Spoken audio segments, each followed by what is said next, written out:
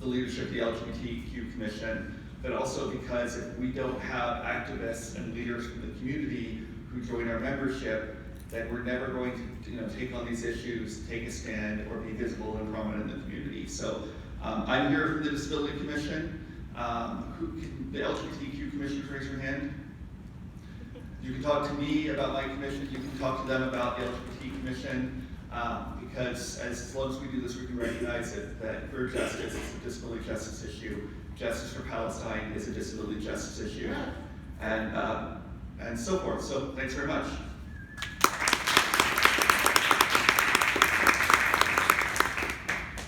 Next, I'd like to introduce Esther, who's a fabulous poet joining us this evening. Go ahead and come on up.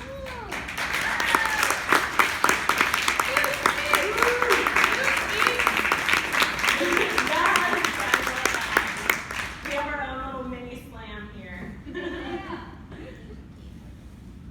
Youth speaks. Youth speaks. Youth right now is the truth right now.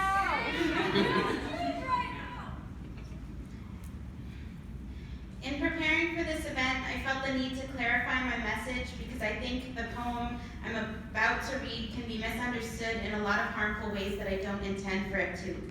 Yes, Zionists happen to be Jewish, but Jews are not always Zionists, and I'm an example of one. I recognize that Judaism has been twisted into a tool of oppression and colonization to become the Zionist state of Israel, but my Judaism and the poem I'm about to read exists as a message that I hope communicates truth that can, instead of oppression, be a tool of justice.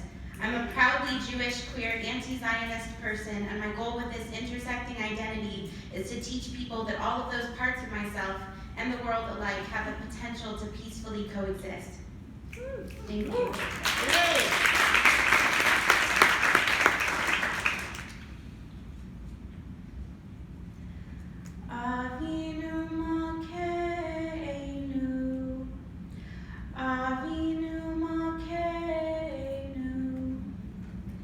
This is about the unbelievably kind people at the Palestinian Conflict Resolution Center in Bethlehem.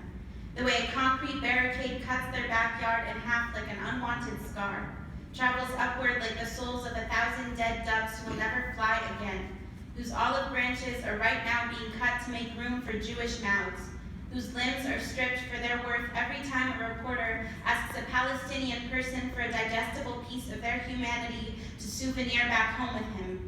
How when told in my voice, this story might sound nicer than it truly is, and that will have been because I have not experienced the trauma of a genocide. No matter what the Haggadah says the Jews were doing when we were enslaved in Egypt, this is about how the wall on the Palestinian side is so covered in prayers of peace, spray painted in their own blood that for a moment it no longer looks like a wall, but a giant gravestone. This is not about us.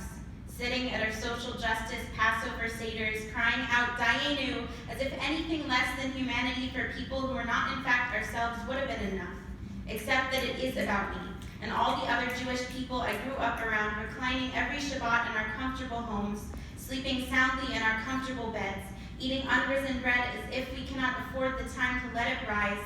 And how about a metaphor for the ways in which my culture raised me to resemble so much of a pig, I forgot I was supposed to call myself a mouse.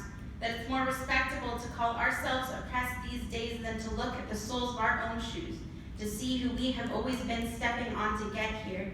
It is ironic how much of a gas chamber has been made of Gaza, and Israel wants to let everyone know us Jews are a recovering people, only looking for a warm place to lay our cold heads after the war, but I still have family in Zionist groups. They still wear their parents' skin on over theirs as if the trauma was tailored to fit their bodies, strut out of a 12th floor apartment in it, walk confident down the Upper West Manhattan sidewalk in it. The costume does not come without a snout. I should remind you, I love my family. But this is about how the man at the Conflict Resolution Center talked about the children living in Bethlehem, how they knew nothing of post-traumatic stress, how they know everything of continual trauma, how there is no space to grieve loss when every time you try to go to school, you're tear-gassed by your neighbor's soldiers making target practice out of your wide eyes.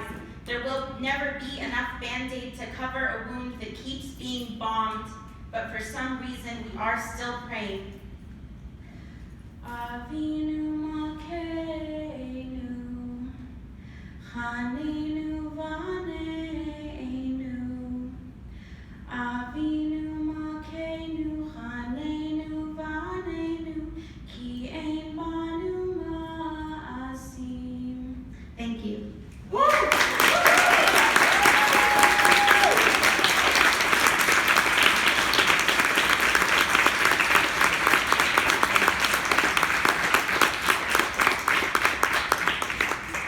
Esther, thank you so much for your bravery and your willingness to be vulnerable and share that with us. Thank you so much. Let's show Esther some more love.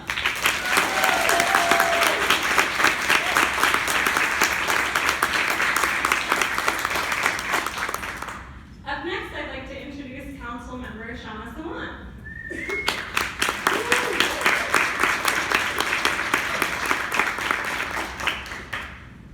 Thank you to Esther for that moving narrative. And thanks to everybody for being here, especially thanks to the LGBTQ and Disability Commissions who are doing exactly what we think they should be doing, which is empowering actual political discussion. I wanted to also just offer my apologies in advance. It's possible that my staff and I will not be able to stay for the whole event just because we're overwhelmed with a lot of things to do. But please don't misunderstand our leaving early as any lack of interest. And I also wanted to share with you all that the recent massacre in Gaza was widely condemned, and I just wanted to mention that the Canadian Union of Public Employees, which represents hundreds of thousands of workers, actually released a very important statement against that violence, and also they say that they're disappointed in their own liberal government in Canada for refusing to condemn Trump's decision to relocate the US Embassy to Jerusalem.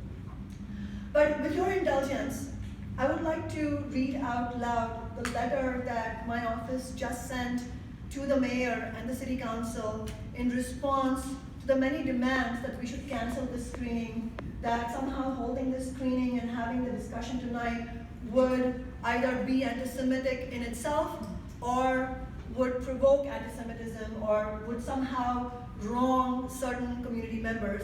And I wanted to share with you our position as socialists from Socialist Alternative. Dear Mayor Durkin and City Council, I am writing to you about the screening scheduled for this evening of the film Pinkwashing Exposed, Seattle Fights Back. I encourage you to take the time to watch the film yourselves. I have personally watched it and found it to be in no way prejudiced against, unfair to, or factually inaccurate about any section of our community. It is a moving portrayal of events that transpired in 2012 in relation to the City of Seattle LGBTQ Commission and the City Council. The film recounts the efforts of activists and the courageous decision made by the LGBTQ Commission at the time to cancel an event that would have legitimized Stand With Us, a right-wing anti-Palestinian group, and the policies of the Israeli government in carrying out the brutal repression of Palestinian people in Gaza and the West Bank. The film then goes on to show the subsequent campaign to make the commission publicly apologize for canceling the event. In my view, as an elected representative of Seattle's working people, the most unfortunate aspect of the 2012 events was that the mayor and the city council members at that time also joined in the chorus of voices demanding an apology from the LGBTQ commissioners for what was in fact a principled act on their part. I congratulate the LGBTQ commissioners in stating clearly that there is no genuine way for us to stand with one oppressed group of people without also actively standing up against other oppressions and injustices. As members of our community advocating for the rights of LGBTQ and disabled community members, we have an obligation to also stand up for the rights of the Palestinian people. As socialists, we stand in solidarity with Jewish, Muslim, and Christian working people in Israel, Gaza, and the West Bank, and with all immigrant working people in Seattle, regardless of national origin, ethnicity, or religion.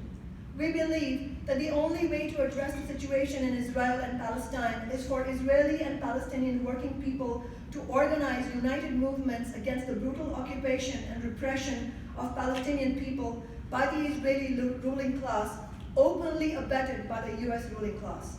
These united movements should also build the fight for unionized living wage jobs, affordable housing for all, and women's and LGBTQ rights in the region.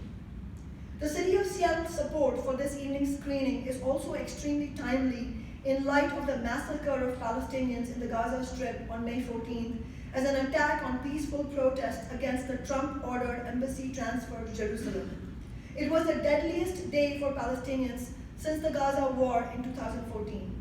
The attack came on top of the ongoing brutal siege imposed on them for over a decade and has drawn broad worldwide condemnation, including from the United Nations.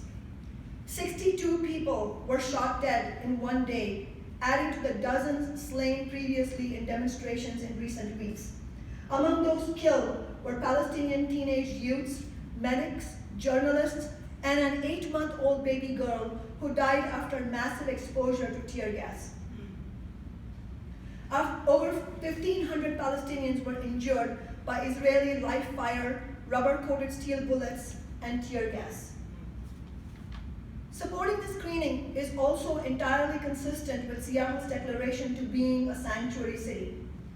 Canceling the event, if that is what the city establishment had decided to do, would be a slap in the face to all those fighting for Palestinian rights in the face of the massacre in Gaza. I invite you to watch the film online. It is available for free, and I urge you to join us this evening at the event. As the letter from the LGBTQ Commission released yesterday says, Seattle community members with diverse and intersecting backgrounds, including individuals who are LGBTQ, Jewish, Palestinian, Christian, immigrant, people born and raised in Seattle, and others, attended Seattle LGBTQ Commission meetings to provide public comment and request we host this film screening at City Hall. I understand the calls by some that quote-unquote both sides should be heard. My office would be happy to help organize an event where the issues involved are discussed and debated in depth. I believe, though, that we should also recognize that the just and accurate critique of Israel's illegal policy of brutal repression of the Palestinian people is far too often excluded from American political discourse, and that it is correct, therefore, to support the screening and discussion organized for this meeting. Yes. Everyone is cordially invited to listen and participate in a peaceful and respectful discussion and help organize future discussions. Finally, let me address the matter of anti-Semitism. The Jewish Federation leadership, in calling for cancellation of the event, claims that showing this film will, quote, stir up increased anti-Semitism, unquote. Anyone who gives the film a balanced viewing will reject that the film is in any way bolsters or provokes anti-Semitism. Anti-Semitism is a pervasive and virulent disease that we must fight everywhere it shows up. I stand with all Jewish working people in opposing anti-Semitism. Most recently, we saw two prominent anti-Semitic pastors deliver prayers at the provocative opening of the US Embassy in Jerusalem. John Hagee, who has claimed that Hitler was a hunter sent by God, and Robert Jeffress, who has preached that you can't be saved by being a Jew. Surprisingly, I am yet to hear the people who claim pinkwashing exposed provokes anti-Semitism denounce these hateful preachers who were invited by the Israeli government with the blessing of the Trump administration. That's right. As the US State Department's own definition of anti-Semitism notes, a definition cited by the Jewish Federation in denouncing the pinkwashing exposed film, quote, criticism of Israel similar to that leveled against any other country cannot be regarded as anti-Semitic, unquote. I have been consistent, as have all the activists who are supporting this film, in opposing ruling classes everywhere as they act to subjugate others to pursue their own interests against those of working and oppressed people, flout UN resolutions to pursue peaceful settlements of land issues, and create different sets of laws for people of different ethnicities and nationalities. Lastly, the film's central point must be taken on board. The fact that the Israeli government has policies, at least for some of its inhabitants, that are more LGBTQ friendly than those in neighboring states does not diminish or negate the inhumanity of its killing of and oppressing the Palestinian people. Thank you.